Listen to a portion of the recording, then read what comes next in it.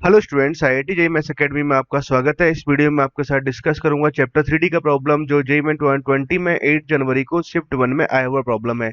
And problem क्या है उसको देखते हैं student. The shortest distance between the lines means हमारे पास दो लाइन दे रखी है, एक लाइन ये दे रखा है, सेकंड लाइन ये दे रखा है एज, मतलब हमें क्या करना है, इन दोनों लाइनों के बीच का शॉर्टेस्ट डिस्टेंस फाइंड आउट करना है और फोर ऑप्शंस दे रखे हैं, करेक्ट ऑप्शंस फाइंड आउट करना है। तो डियर स्टूडेंट, इस तरह की प्रॉब्लम को सॉल्व करने के लिए पहले क्या कंसेप्ट है पहले उसको समझ लेते हैं, देन प्रॉब्लम का हम सॉल्यूशन वाला पार्ट भी समझ लेंगे। ठीक है, तो हमें करना क्या है कि दो लाइन हमारे पास दे रखी है, मान लेते हैं कि ये लाइन L1 है और ये लाइन L2 है, और इन दोनों के बीच का मुझे करना क्या है, मिनिमम डिस्टेंस फाइंड आउट करना है, शॉर्टेस्ट डिस्टेंस फाइंड आउट करना है। तो dear student, first of all तो अगर लाइन स्क्यू लाइंस होंगी तो हम ये कह सकते हैं कि उन दोनों की लाइनों के बीच में शॉर्टेज डिस्टेंस अकर होगा। अगर मान लो कि लाइन अगर इंटरसेक्टिंग लाइंस है, मान लो लाइन कुछ इस तरह से जा रही है और कट कर रही है, इट मीन कि इन दोनों लाइनों के बीच में जो शॉर्टेस्ट डिस्टेंस आएगा वो कितना आ जाएगा, जीरो आ जाएगा। अब बात कर लेते हैं स्क्यू लाइंस क्या होती हैं। स्क्यू लाइंस ऐसी लाइंस होती हैं, दो लाइंस जो इन्हें 3D है ना, कि जो एक दूसरे को इंटरसेक्ट नहीं करती हैं और साथ में पैरेलल्स नहीं होती हैं, तो इन दैट केस क्या होता है, shortest distance between the line occur. And shortest distance क्या होता है, शॉर्टेस्ट डिस्टेंस होता है distance between common normal to both lines. Means हमारे पास मान लो कि इस लाइन पर और इस लाइन पर ऐसा एक कॉमन नॉर्मल बन रहा है जो इन दोनों पर पेंडिकुलर हो। एक्चुअली इतनी जो बीच की डिस्टेंस है, that distance is called shortest distance. ठीक है स्टूडेंट, तो शॉर्टेस्ट डिस्टेंस मुझे फाइंड आउट करना है। अब मान लो कि आप ये निकालते कैसे हैं, इसका क्या फॉर्मूला होता है। ठीक है, तो इसको समझ लेते हैं। मान लो कि एक लाइन L1 है, अब ये लाइन कहाँ से पास कर रही है, एक पॉइंट से पास कर रहा है, इस किसी एक पॉइंट से पास कर रही है ना, और इस वेक्टर के अलोंग है। ठीक है, तो इसका फॉर्मूला समझते हैं हम। फॉर्मूला क्या रहता है डियर, मैं आपको एक बात ये कहूंगा कि इस फॉर्मूले को आप हमेशा याद रखो। मान लो कि एक लाइन है, ये किसी पॉइंट ए से पास कर रहा है और इसका पोजीशन वेक्टर बी ए है, और इस लाइन के अलोंग वेक्टर क्या है, वेक्टर बी दे रखा है।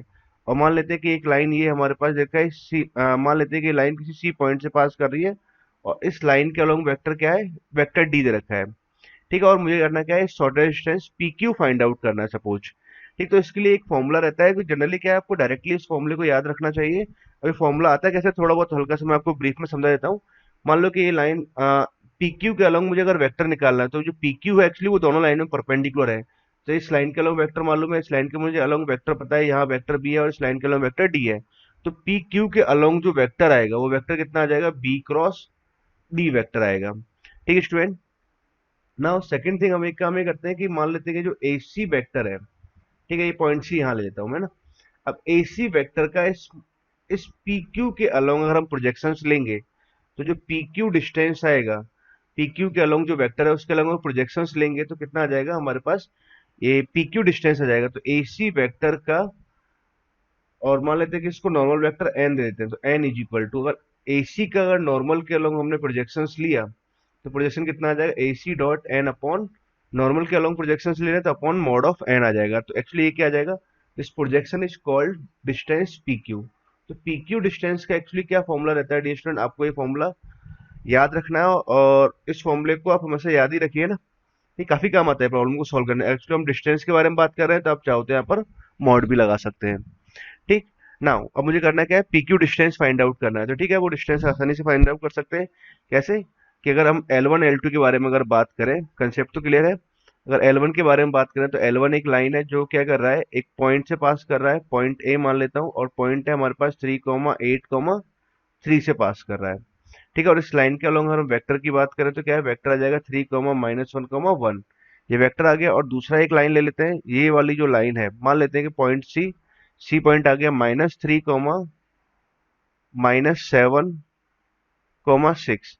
ये जो लाइन है एक्चुअली इस पॉइंट से पास कर रहा है और इस वेक्टर के अलोंग है -3,2,4। ठीक है, अब मुझे करना क्या है कि शॉर्टेज डिस्टेंस फाइंड आउट करना है। मान लो शॉर्टेज डिस्टेंस कहाँ का होगा, बिटवीन कॉमन नॉर्मल, है ना। ठीक, तो एक ऐसा नॉर्मल जो दोनों, एक ऐसी लाइन जो दोनों पे परपेंडिकुलर हो, तो एक्चुअली वो जो डिस्टेंस आएगा, ये डिस्टेंस को हम क्या बोलेंगे, शॉर्टेस्ट डिस्टेंस बिटवीन लाइन।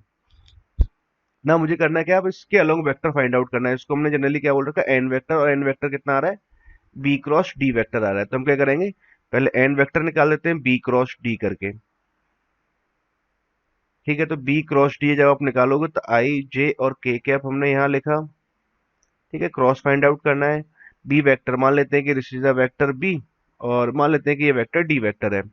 तो यहाँ तो आ जाएगा 3 -1, 1 यहाँ पर आ गया -3, 2 और 4, इसको सिंप्लीफाई कर लेते हैं। सिंप्लीफाई कैसे करेंगे, आई इंटू, ठीक है, इस रो के अलोंग, इस पॉइंट के अलोंग है ना, इस रो और कॉलम को हटा देंगे तब इसको सिंप्लीफाई करते हैं। तो -4 इधर आ जाएगा, -2 यहाँ से आ गया, तो -6 यहाँ पर आ जाएगा। माइनस ऑफ जे कैप हमने यहाँ से लिखा, इस वाली रो को हटा दिया, इस कॉलम को हटा देते हैं, तो यहाँ कितना 12 यहाँ से आ जाएगा, -3 कितना आ जाएगा 15 यहाँ पर आ गया, प्लस का के कैप हमने यहाँ लिखा। ठीक है, तो के कैप इनटू, तो इस एलिमेंट से पास करता है, रो कॉलम को हटा देंगे तो इसको इधर मल्टीप्लाई करेंगे, 6 यहाँ से आ जाएगा, प्लस का 3 यहाँ से आएगा, 6 -3 हो जाएगा, फाइनली यहाँ कितना आ जाएगा 3 आ जाएगा। ठीक है स्टूडेंट, तो हमारे पास क्या आ गया, जो एन वेक्टर है वो कितना आ जाएगा, -6i -15 के कैप जे कैप और 3 के कैप। एक्चुअली एन वेक्टर ही आ गया। एक और काम करते हैं, एसी वेक्टर भी फाइंड आउट करना है, एसी वेक्टर भी निकाल देते हैं। एसी वेक्टर क्या आएगा, position vector of C minus position vector of A आ जाएगा। तो position vector of C minus position vector of A. अब पोजीशन वेक्टर ऑफ सी कितना दे रखा है, पोजीशन वेक्टर ऑफ सी दे रखा है -3, माइनस, इसको सब्ट्रैक्ट कराएंगे तो -3 तो हो जाएगा -6i, -7 ऑफ -8 करेंगे तो कितना हो जाएगा, -15 जे कैप, 6 -3 किया तो कितना आ जाएगा, प्लस का 3 के कैप आ जाएगा। ठीक है स्टूडेंट, तो हमारे पास में एसी आ गया। अब एक और बात, मुझे AC dot N find out और कर लेते हैं, एसी डॉट एन। तो एसी डॉट जब एन निकालेंगे तो यहाँ पर तो कितना है, एसी वेक्टर तो ये दे रखा है और एन वेक्टर ये है। ठीक है, तो इन दोनों का जब डॉट करेंगे तो माइनस माइनस, तो यहाँ से हो जाएगा 36, तो प्लस का आ गया। ठीक है, -15 यहाँ से मैं मल्टीप्लाई कराएंगे, प्लस का कितना आ जाएगा 225 यहाँ से आ जाएगा, 3 × 3 कराएंगे तो कितना हो जाएगा 9 यहाँ पर आ जाएगा। ठीक है स्टूडेंट, ये आ गया।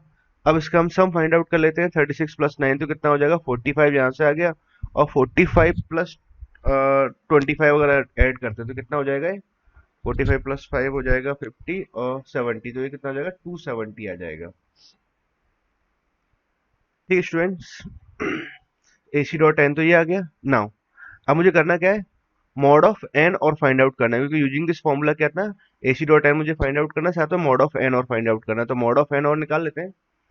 तो मॉड ऑफ एन कितना आएगा, मॉड ऑफ एन, तो मॉड ऑफ एन आ जाएगा, अगर आप ध्यान से देखो तो 6। एक और काम आप ये कर सकते हो स्टूडेंट, अगर इसको आप ध्यान से देखो तो यहाँ से मैं 3 कॉमन भी लेता हूँ, 3 यहाँ से कॉमन ले लिया तो माइनस का 2i यहाँ से आ गया, माइनस ऑफ 5j यहाँ पर बच जाएगा, प्लस का के कैप यहाँ पर आ गया। ठीक है, अब मॉड ऑफ एन और लिखते हैं। तो मॉड ऑफ एन के लिए आप क्या करोगे, 3 को तो मैं बाहर ही कर देता हूँ, यहाँ से आ जाएगा 4 आ जाएगा, -2 का स्क्वायर 4 हो गया, -5 का स्क्वायर 25 कर देंगे, और प्लस का 1 यहाँ से आ जाएगा, तो ये हो जाएगा हमारे पास 26 यहाँ से हो गया, 30 यहाँ पर आ जाएगा, 3 × √30 यहाँ पर आ गया ना। मुझे PQ डिस्टेंस निकालना है, तो PQ डिस्टेंस के लिए जो फॉर्मूला रहेगा वो फॉर्मूला कितना आ जाएगा, AC dot N upon mod of N vector. ठीक है, और इसका मैग्नीट्यूड आपने ले लिया, तो 270 तो यहाँ पर आ गया, अपॉन में कितना आ जाएगा 3 × √30 यहाँ से आ जाएगा।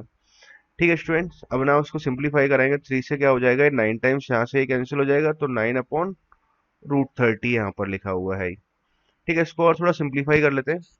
तो सिंप्लीफाई करेंगे तो हम ऑप्शंस देख लेते हैं किस तरह से देखा है। √30 तो सभी जगह दे ही रखा है, तो एक काम ये करते हैं, इसको √30 से ऊपर नीचे मल्टीप्लाई और डिवाइड कर देते हैं। तो 90 तो यहाँ से आ गया, अपॉन में 30 यहाँ से आ जाएगा, इंटू में आ जाएगा √30। इसको जब कैंसिल करेंगे तो यहाँ से कितना आ जाएगा, 3 × √30 यहाँ पर आ जाएगा। ठीक है, तो ऐसा कोई ऑप्शन दे रखा है कि, हाँ ऑप्शन डी यहाँ पर दे रखा है। ठीक है, तो हम ये कह सकते हैं कौन सा ऑप्शन अपना करेक्ट हो जाएगा, option D is correct option. तो क्या आंसर आ जाएगा, आंसर डी आ जाएगा। क्लियर स्टूडेंट, होप आपको प्रॉब्लम क्लियर है, और प्रॉब्लम को सॉल्व करने के पीछे जो कंसेप्ट था वो कंसेप्ट भी आपको क्लियर है। तो आपको बस ध्यान क्या रखना है कि एक शॉर्टेस्ट डिस्टेंस बिटवीन 2 लाइंस निकालना है, तो इसका एक पर्टिकुलर फॉर्मूला होता है, फिक्स फॉर्मूला है ना। ठीक है, कोई भी इसमें कोई भी चेंज नहीं आ रहा होता है ना, बहुत ही नॉर्मल स्टैंडर्ड फॉर्मूला होता है, और इसको आपको याद रखना चाहिए। ठीक है, फॉर्मूला का कैसे प्रूफ आ रहा होता है, हल्का सा मैंने आपको ब्रीफ बता दिया, बहुत डिटेल से तो नहीं समझाया, बट होप आपको मतलब समझने की जरूरत भी नहीं है, अगर आपको वैसे ये फॉर्मूला याद रखना चाहिए। ओके स्टूडेंट, और समझना भी चाहो तो बहुत ही आसान सा पॉइंट है ना, समझ भी सकते हैं। Okay, thank you.